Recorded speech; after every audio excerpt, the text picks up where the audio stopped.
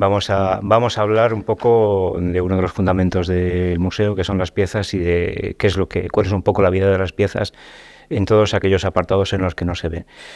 Nos dedicamos en el departamento a intentar que las piezas estén conservadas de la mejor manera posible, exhibidas de la mejor manera posible y, sobre todo, somos muy conscientes de que no somos los únicos usufructuarios. Somos los legatarios con un destino hacia el futuro. Y es lo que tenemos que hacer, garantizar esa conservación. Esa es una parte muy importante de nuestra actuación, de nuestro proceder. Y vamos a ir muy rápido. La verdad es que era una presentación. Había hasta 300 imágenes, se han quedado aproximadamente 20. No vamos a poder abordar todo, pero vamos a ir rápidamente al tema que nos ocupa. Entonces, presentamos únicamente los agentes de deterioro. A veces puede parecer extraño, la luz puede ser uno, la energía electromagnética en definitiva. Las condiciones climáticas serían el otro. He traído esta imagen de aquí para hablar de los elementos que están en suspensión en el aire, tanto los elementos de carácter orgánico como inorgánico. La de abajo alude a los ataques de origen biológico animal. Como no voy a poder hablar de todos, traigo esta imagen para ilustrar, cuando luego veamos la mención, a los perros, lo que pueden acabar haciendo los perros. Ustedes ven ahí el deterioro causado por una micción. Y luego el resto de los reinos del sistema biológico están representados por los líquenes. Nos ocupamos de la conservación de los bienes muebles, que es lo que ustedes ven habitualmente en las exposiciones, pero también de los bienes inmuebles. Tenemos un caso muy concreto y muy evidente en el Colegio de San Gregorio, en la fábrica del Colegio de San Gregorio, donde se están llevando a cabo unos trabajos de consolidación y restauración de la piedra que está en algunos puntos está afectada por degradaciones. Se juntan en este caso tres factores fundamentales. En primer lugar, una caliza de baja calidad. Es un caliza del Mioceno y con los mismos procesos de compresión habituales, pero ha perdido la capa superficial que seguramente protege otras calizas, sobre todo en la meseta sur, y presenta unos factores de degradación tremendos, como pueden ver ahí. El segundo es que estamos en una ciudad que está absolutamente llena de agua en su sustrato, y eso acaba reflejándose en la conservación de los paramentos. Y el tercer factor son las oscilaciones termohigrométricas que sufrimos a lo largo del año, que saben que en verano pueden llegar a más de 20 grados de diferencia diurno-nocturna, y durante el invierno pues tenemos temperaturas que rozan bastante por debajo de cero y temperaturas muy elevadas, como se puede ver en esta foto de una de las gárgolas. ¿Se me escucha bien? Sí. De una de las gárgolas del colegio con ese hielo. ¿Esto en qué se traduce? Bueno, pues esto es el efecto de la humedad, de la absorción por capilaridad. Hemos intentado combatirla aplicando un procedimiento de impulsos eléctricos. Está localizado en la zona de la tienda. Afecta a toda esta parte, que es la que más sufre las filtraciones por humedad, y parece ser que de momento está funcionando. Otro de los procesos que tienen lugar son las eflorescencias. Las sales disueltas en el suelo ascienden por capilaridad y salen a la superficie, reventando las capas externas de la piedra. Eso es lo que se puede ver ahí en las puertas del Colegio de San Gregorio y en bastantes otros lugares. Y este es quizás el más destacado, los procesos de gelifracción, es decir, la acción continua del hielo, de las temperaturas extremas coordinadas con la lluvia. Pueden ver lo que hace sobre una roca enormemente dura, el granito, que es esto de aquí, y esto es lo que nos hace a nosotros. Este tipo de desprendimientos, les he traído unas cuantas muestras para que comprendan los motivos por los cuales se está trabajando en el exterior y por los que se ha puesto la valla. Son procesos de degradación de la caliza, el hielo entra y acaba partiendo, y con la dilatación y la contracción provocadas por el calor se producen estos desprendimientos. Vamos rápidamente al pan nuestro de cada día, o uno de los panes nuestros de cada día. Son los sistemas de climatización. Si por algo se caracterizan los sistemas de climatización del museo, es pues enorme variedad. Tenemos desde zonas con aire acondicionado, más aporte de humedad externa, tenemos zonas de calefacción con suelo radiante de agua, tenemos zonas donde no hay nada, tampoco cabe hasta cierto punto de decir que tampoco tenemos demasiados bienes culturales ahí.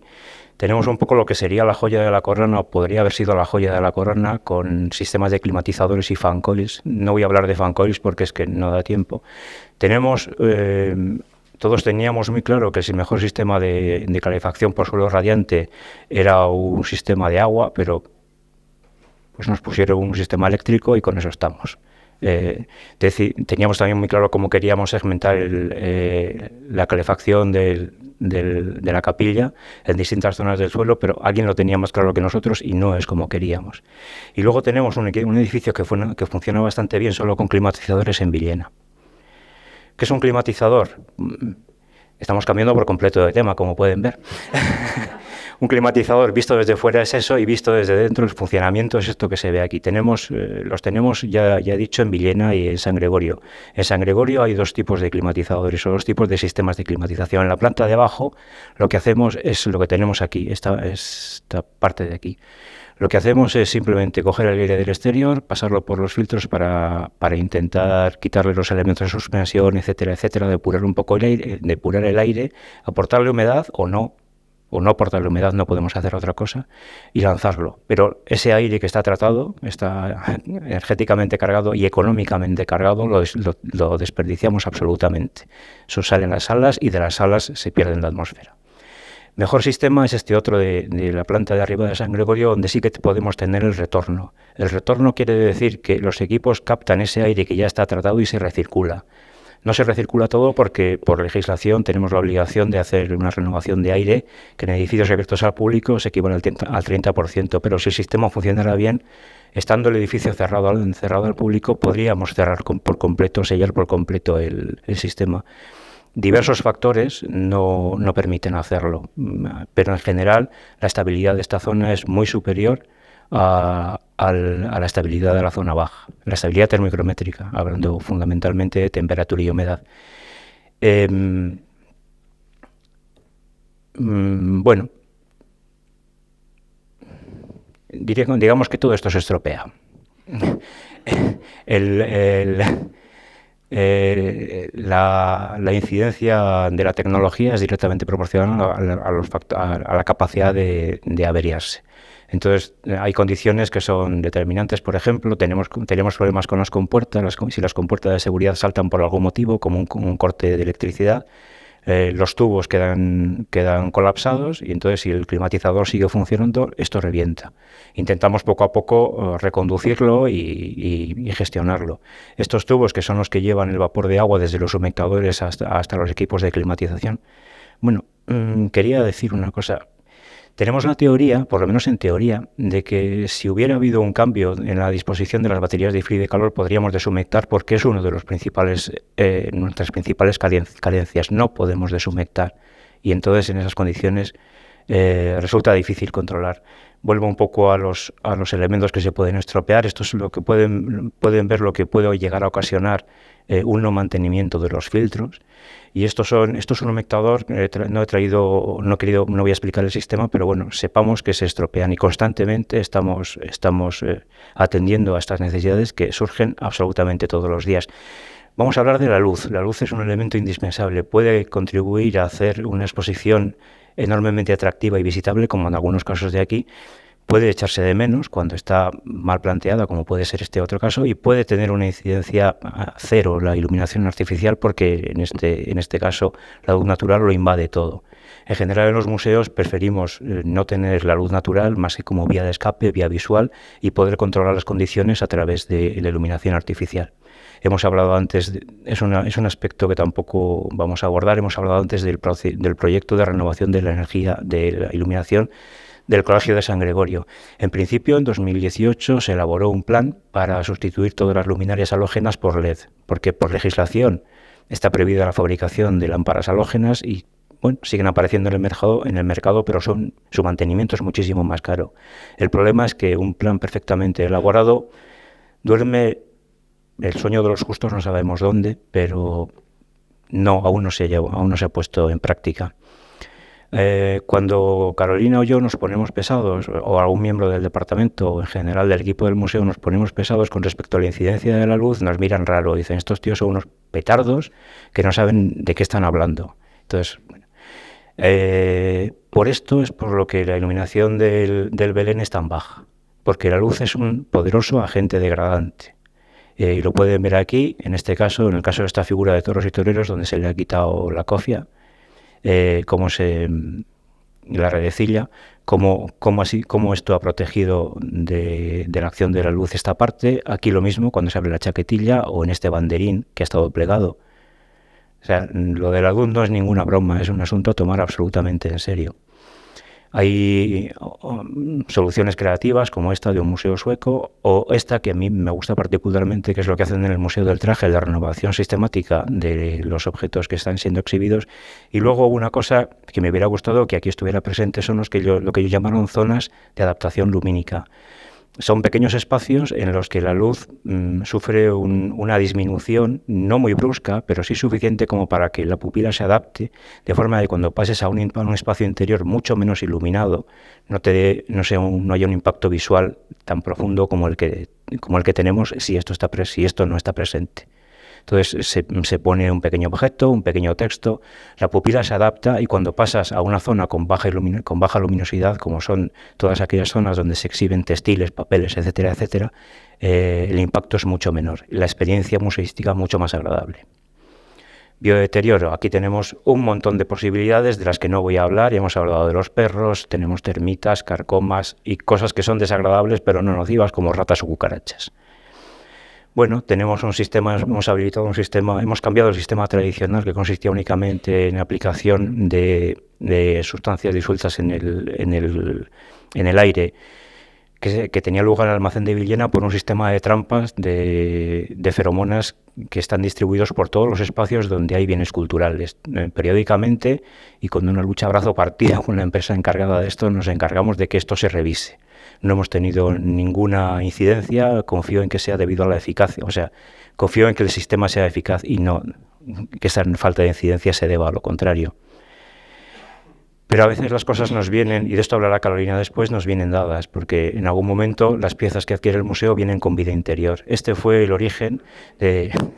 Apareció una carcoma que además no es de las típicas de por aquí, Lictus bruneus, y fue el primer tratamiento de anoxia de los tiempos recientes que al final ha dado origen a que el museo cuente con su propio equipo de anoxia, y ahora mismo ya es un tratamiento sistemático. A la más mínima sospecha de toda pieza nueva que llega, queda aislada y en tratamiento. Esto es una emisión de termitas aladas. Es un fenómeno recurrente desde hace varios años y estamos todo el rato pendientes de ellos. En estas épocas se pueden producir de diversas maneras. Este fue quizás un ataque brutal por lo sorpresivo en una zona donde había almacenados catálogos. Las ermitas se habían comido las cajas de cartón craft, habían dejado los catálogos, se ve que la lectura no era lo suyo, y el tratamiento fue este sistema, poner trampas, un producto. Las termitas llegan aquí, lo cogen la celulosa, que es el componente principal de estos productos, se lo llevan al nido y allí alimentan al resto del termitero. Lo que ocurre es que este producto inhibe la formación de la quitina, el esqueleto externo de las piezas de las termitas, y acaba disolviendo las colonias. Son tratamientos de 5 años, pero en general en 2 años el termitero está erradicado. Ese termitero, porque siguen surgiendo y surgiendo y surgiendo. De hecho, Castilla y León es un termitero. Entonces, hemos intentado algunos. Bueno, es muy duro, pero es así. Hay pueblos que están enteramente atacados por termitas.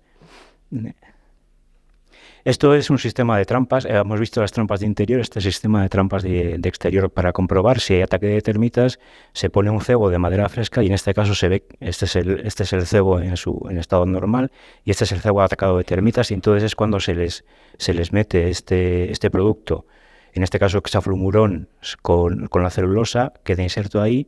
Entonces las termitas poco a poco lo van comiendo. Este es el aspecto de un cebo atacado por termitas, hasta que finalmente, aparecen los soldados. Cuando aparecen los soldados ya es que la cosa está el termitero está muy alarmado y está prácticamente en vías de extinción. Constantemente tenemos varios focos activos, varios focos de supervisión de estas cosas. Otro de los elementos omnipresentes es el tema de las palomas. Ya José Ignacio, cuando se ocupaba de esto, intentó diversos procedimientos. Hemos probado, yo creo que ya entre nosotros, desde hace unos cuantos años, absolutamente todo. Y lo mejor es este sistema que se decidió implantar cuando se reinauguró el museo, que es la emisión de impulsos eléctricos a partir de esos cables. No es nocivo para las palomas, pero les aleja. Claro, hace falta tener un mantenimiento y cada vez es más, el periodo de mantenimiento es más corto. Últimamente estamos en cerca de año y medio. Tiene sus fallos, tiene sus problemas, tiene algunos contactos que estamos buscando, pero es que no los encontramos. Algunas veces, no sé si al pasar por aquí han oído un tac, tac, tac, tac. Eso es un contacto del sistema y hemos hecho 3 intentos de localizarlo, pero finalmente se han arreglado cosas, pero se ve que no hemos dado todavía con el problema. Un atisbo del día a día, bueno, pues el día a día de alguien que se ocupe de esto empieza por controlar la temperatura y la humedad todos los días y ver dónde está el problema. Si no hay ningún problema, hacemos una cruz en ese día, pero tenemos muy pocas cruces. Siempre pasa algo. Aquí les traigo una muestra, esto es aquello a lo que tendemos, la estabilidad termohigrométrica de humedad y de temperatura, y esto es la realidad exterior. Para esto debería de servir el sistema de climatización, porque a veces te dicen, es que es lo que hay, y digo, ya es lo que hay, pero ¿para qué lo hemos puesto? Para reflejar el exterior. Si el exterior no nos sirve, no es bueno. Es una pelea. Bueno, también hemos tenido un sistema de seguimiento de incidencias en una base de datos. El personal de sala es muy colaborador en este sentido, nos avisa cuando ve algún tipo de desprendimiento, pero luego tiene que estar participando en todo tipo de actividades. Este es un homenaje a una alumna de medicina que falleció por parte de sus compañeros, en las que se vio implicado el museo. Este es una actividad contemporánea, incluso de un artista contemporáneo, incluso en un momento en el que tuvimos que cambiar luces en un lugar absolutamente inadecuado donde se habían puesto, pues esto fue lo que resultó necesario hacer para proteger la Ariadna dormida en la Casa del Sol. Y a veces nos vemos involucrados, digamos, al 100%, como este es el caso de la renovación del sistema de calefacción de la capilla. Pueden ver, se constató que esto ya no funcionaba, este sistema de hilos, entonces hubo que moverlo absolutamente todo, que quedó envuelto. Se diseñó una especie de iglú donde trabajaban los obreros para que el polvo no saliera demasiado. Aquí les ven trabajando como hacia el 20 de agosto. Finalmente, todo esto supuso que hubo que limpiar todo el retablo, el sepulcro del obispo de Tui y además la sillería, cosa bastante complicada de la que Corolino puede hablar con conocimiento de causa. Hay muchos más aspectos, pero solamente voy a mencionar el plan de salvaguarda. A raíz del incendio en Brasil, todos los departamentos de cultura correspondientes fueron conscientes de la necesidad de elaborar un plan de prevención de cómo actuar, un plan para prevenir cómo actuar en estos casos.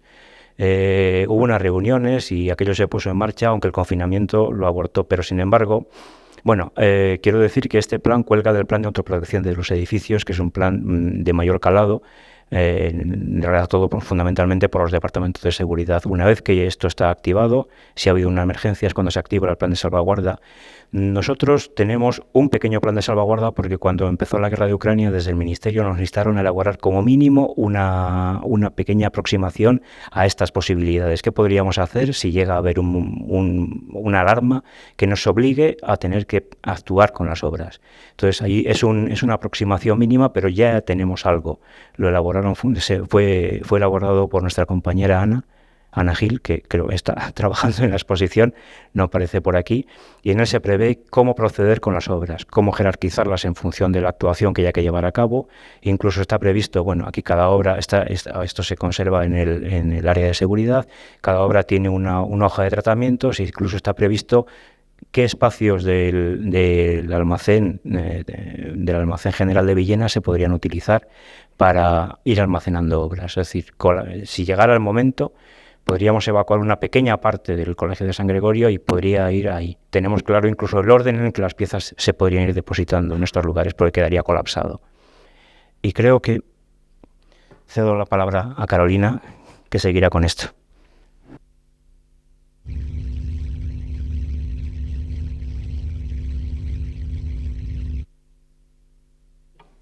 Vale.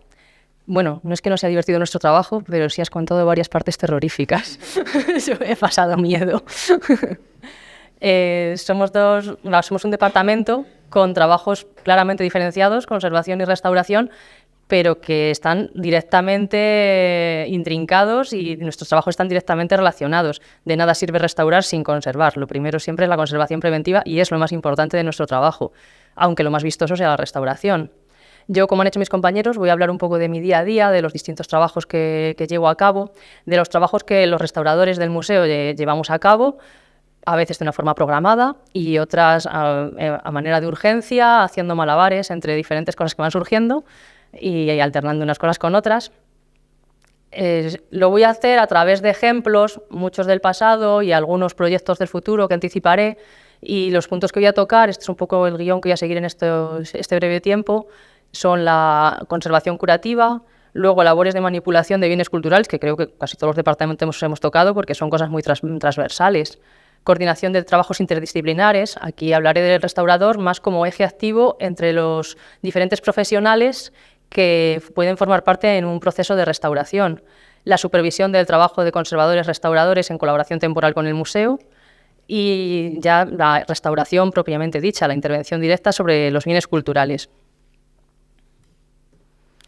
Vale, la conservación curativa, diferencio conservación curativa de restauración y de conservación preventiva. Mientras la conservación preventiva son todas aquellas acciones que se emprenden para retardar o prevenir cualquier deterioro en un bien cultural, pero sin actuar directamente sobre él, solo se actúa de una manera continua y global, pero en su entorno, la conservación curativa ya sí que es una intervención directa sobre la obra, pero de una manera puntual, para eliminar patologías, para estabilizar materiales. El objetivo es detener el deterioro constante del material y lograr una firmeza duradera. Los efectos no son tan llamativos desde el punto de vista estético, pero aunque sea discreto, es lo que garantiza la estabilidad del material. Entonces le doy mucha importancia. Dentro de esta conservación curativa están las labores de desinfección y desinsectación, la anoxia que ha anticipado Alberto y de la que ya habló también algún compañero mío. Bueno, los que conocéis el taller, que al final sois casi todos, porque los que no sois del museo estuvisteis visitándolo ayer, ya habéis podido verlo. Se trata de embolsar la bolsa al vacío y sustituir el oxígeno, que es la parte respirable del aire, por cualquier otro gas inerte, por nitrógeno. En este caso es un generador de nitrógeno, lo que veis aquí. Aunque el nitrógeno no sea tóxico, al sustituir el oxígeno no hay ninguna forma biológica capaz de sobrevivir y logramos esa desinfección. Luego, otra labor importante es el mantenimiento de la colección permanente, y esto incluye la colección permanente que está expuesta en San Gregorio, que está expuesta allí. Entonces es muy importante la revisión periódica de las salas para vigilar y controlar el estado físico de los bienes culturales, así como todo lo relativo a la conservación preventiva que ya ha anticipado Alberto. Pues sí, hay que ver si... Él ha hablado mucho de cómo afecta la humedad, la temperatura en la piedra, pero igualmente afecta en los bienes que están dentro de las salas. Lo que pasa es que allí los tenemos de una forma mucho más controlada, la humedad y la temperatura, la incidencia lumínica, si hay plagas, si hay un problema de condensación cerca de la obra, y ahí ya vigilamos pues, los estratos pictóricos cómo están, si hay levantamientos en la policromía, vigilamos si las fisuras se están abriendo, si hay un movimiento en las fisuras por algún cambio termigrométrico, y aparte de documentar todo esto, llega el momento de actuar, de curar, no solo de cuidar. Hay veces que cuando ya la conservación preventiva no ha llegado o que ya el material ha llegado deteriorado al museo, ha llegado el momento de actuar. Entonces muchas veces creamos pequeños talleres de restauración de campaña en las salas por no trasladar la obra, por no someter la obra a un movimiento más. Ahí es una imagen que se me ve fijando la policromía, inyectando cola para fijar el estrato pictórico a la madera.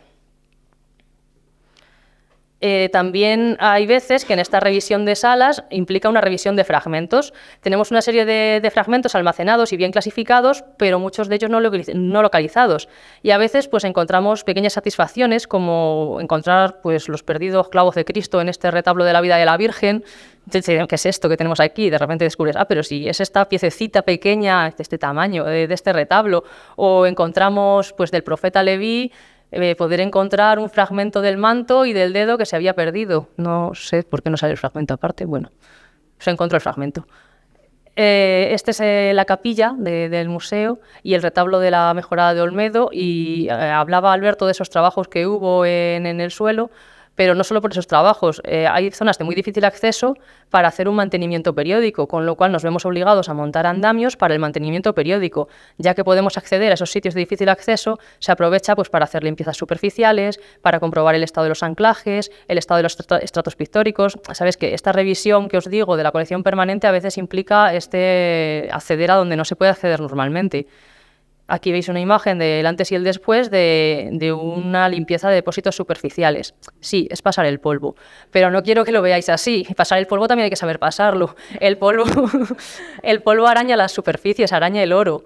Y aparte es un agente de deterioro que nada desdeñable. En el polvo se acumula humedad, eso hace que haya proliferación biológica y no solo eso, también hablaba Alberto de toda la contaminación atmosférica que hay, pues eso, en el polvo hay pequeñas partículas de metales pesados, puede haber azufre, ácidos del sulfuro de azufre que pueden interactuar con nuestros materiales. Y además de todo eso, si dejas el polvo suficiente tiempo, llega a unirse a las ceras, a las resinas sintéticas que hacen de capa de protección de los bienes culturales y ya no es pasar el polvo, ya no es reversible, ya tiene que llegar a restauración y hay que hacer un desbarnizado. Entonces, estos son unos mantenimientos periódicos muy importantes que hay que ir haciendo, bueno, como es tan complejo, pues cada unos pocos años. Otras problemáticas que se nos presentan con algunas piezas es que hay veces que se hace necesario colocar soportes secundarios. A ver si me explico. Hay piezas que por su fragilidad, ante una manipulación, pueden sufrir daños si no hay un soporte secundario que lo estabilice, que le dé determinada rigidez. Como podéis ver en las salas, el yacente de Gregorio Fernández.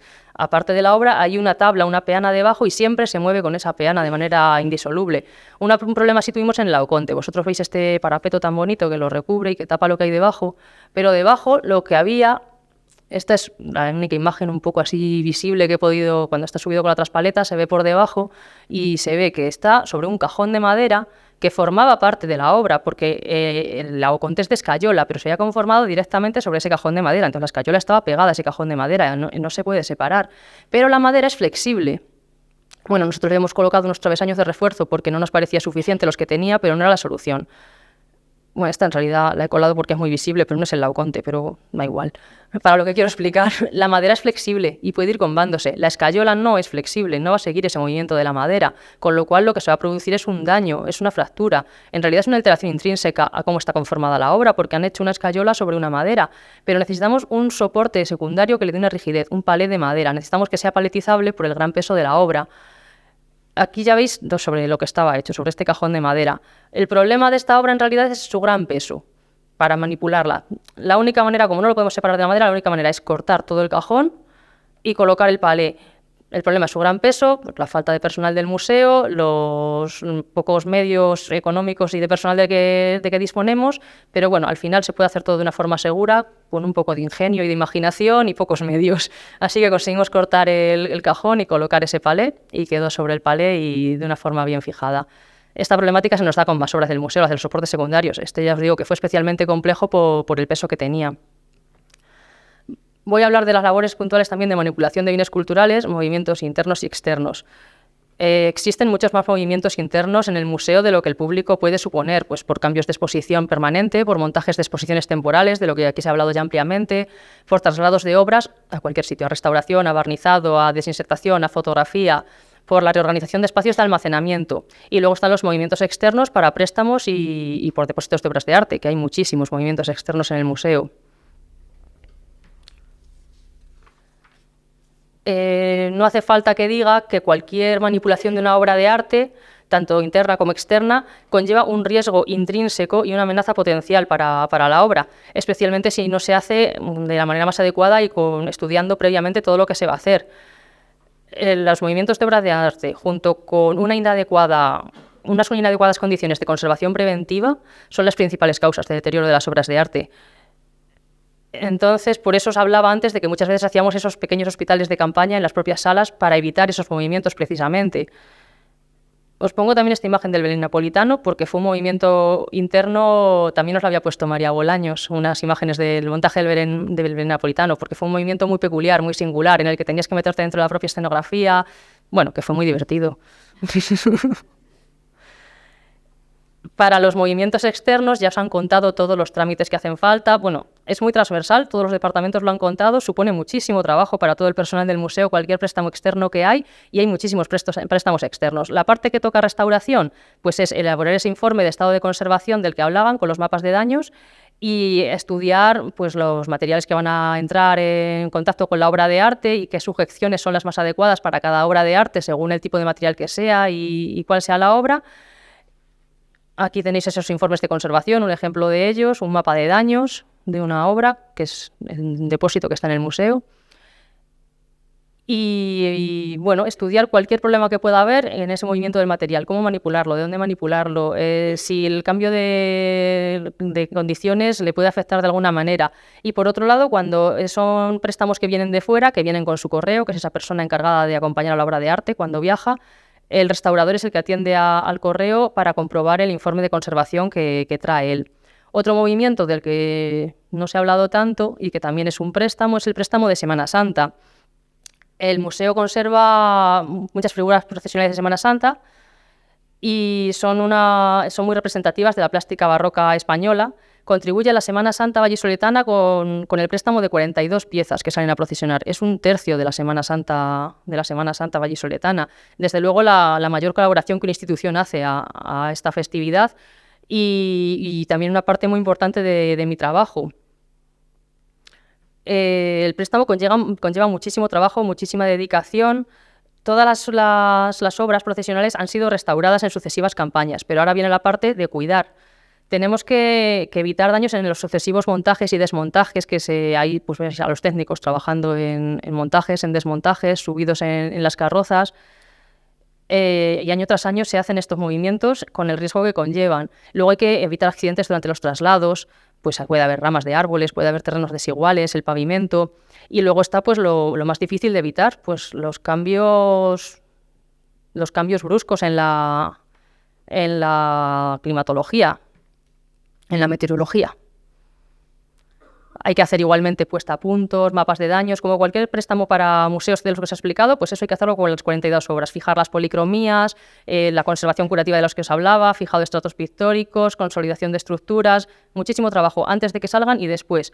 Y luego pues hay cosas incontrolables, pues como en esta imagen donde se nos ve poniendo, además es una imagen del norte de Castilla, donde se nos ve colocando los plásticos en las obras.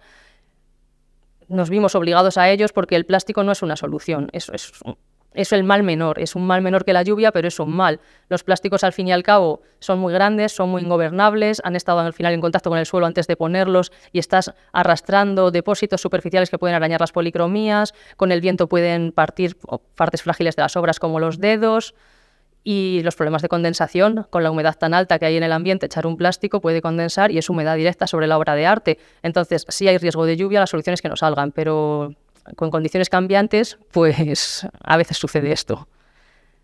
Voy a dejar de hablar de cosas terribles y voy a hablar de la coordinación de trabajos interdisciplinares necesarias para la restauración. Como os decía, hay veces que puede ser necesaria la contratación de otros especialistas en un trabajo de restauración. El museo no dispone de tallistas, carpinteros, biólogos, químicos. Aunque no es un trabajo que haga directamente el restaurador, ahí el restaurador sí que es ese eje del diálogo activo entre distintos especialistas que forman parte de una restauración. Como una imagen vale más que 1000 palabras, pues os voy a poner ejemplos ya habló Manuel Arias, de la venera del retablo de Berruguete en San Benito. Conservábamos casi todos sus elementos desmontados. Para volver a ponerla en pie es necesario, además de su restauración, una estructura de carpintería autoportante y sólida, y mucho ingenio, nuevamente. Otro ejemplo de trabajo interdisciplinar, pues colaboramos con químicos. Esta es la Virgen de barro de policromado de Luisa Roldán, de la que también habló mi compañero Miguel Ángel Marcos.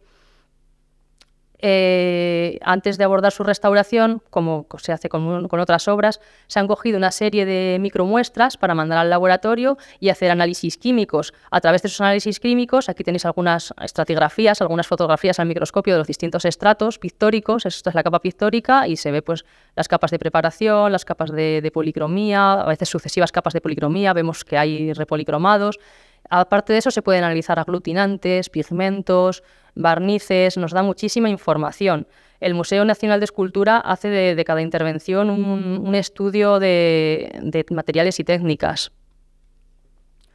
La fotografía, ya han hablado también del departamento de fotografía tan importante para todos nosotros. Aquí veis una misma fotografía de una obra a media limpieza con luz ultravioleta, podemos ver perfectamente por dónde va el repinte, y con luz visible, que ahora que lo habéis visto con luz ultravioleta a lo mejor llegáis a distinguirlo desde ahí, pero si no es muy difícil de distinguir. Esta información nos la da la fotografía con distintos tipos de espectro de luz. La radiografía no es una técnica bastante más compleja, bastante más costosa. No hacemos radiografías de todas las obras que se restauran, sí algunas que son necesarios. Lo que sí que se han hecho en el museo son distintas campañas de radiografiado de obras de arte, y esperamos que haya sucesivos proyectos futuros de radiografiado también. Y ya sí que voy a hablar de la restauración propiamente dicha, tanto de la supervisión del trabajo de restauradores en colaboración temporal con el museo, como la intervención directa por los restauradores de aquí sobre bienes culturales. Además de, cuando hablo de la supervisión de trabajo de restauradores en colaboración temporal con el museo, es que además de los restauradores de plantilla por necesidades especiales, para materiales para los que no tenemos especialistas o por un exceso de volumen de trabajo, hay obras que se contratan a restauradores externos. Y desde restauración lo que se hace a cabo es una dirección técnica y colaboraciones puntuales en esos trabajos. Como ya os decía antes, distingo un poco la restauración de la conservación curativa, porque en la restauración no solo se conserva ya la materialidad de la obra, como sucede en la conservación curativa, ya engloba todas aquellas acciones, todos aquellos trabajos destinados a recuperar también los significados, los contenidos, no solo los continentes. Ya estoy hablando de tareas como la limpieza de barnices, la reintegración volumétrica, la reintegración pictórica, el barnizado. Son acciones que, aparte de conservar el material, facilitan la lectura y comprensión de la obra. La mayoría de las obras en las que trabajamos son de nuestra colección, son parte de exposiciones temporales o nuevas adquisiciones. Aquí veis una imagen también han hablado ya de esta obra, nos repetimos, pero claro, estamos todos trabajando en lo mismo. Este es un paje de alabastro pulido, es un paje portando el yelmo, que le falte la cabeza. Las manipulaciones sucesivas y toda su historia, todo lo que ha podido sufrir a lo largo de los años, hace que llegue al museo muy fragmentado, sin cabeza, con muchísima suciedad, con zonas ennegrecidas por el fuego y sin ni siquiera tener una estabilidad. No se soportaría sin este taco de madera, porque el pie ha llegado fragmentado por otro lado. Pertenece al conjunto de sepulcros del obispo de Diego de Avellaneda, que se le encargó a Felipe Bigarni, para él y para sus padres. Es de mediados del siglo XVI y forma parte de la exposición de Érase una vez. Allí lo podéis ver restaurado. Esta restauración la llevó a cabo Sara Cabero, que está por allá al fondo, que no quiere que la veáis.